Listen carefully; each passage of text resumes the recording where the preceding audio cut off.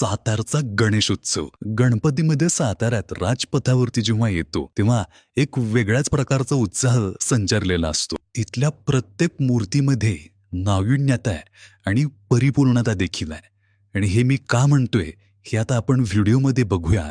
तुम्हाला सातारच्या सर्व गणपती बाप्पांचं मी व्हर्च्युअली दर्शन घडवणार आहे.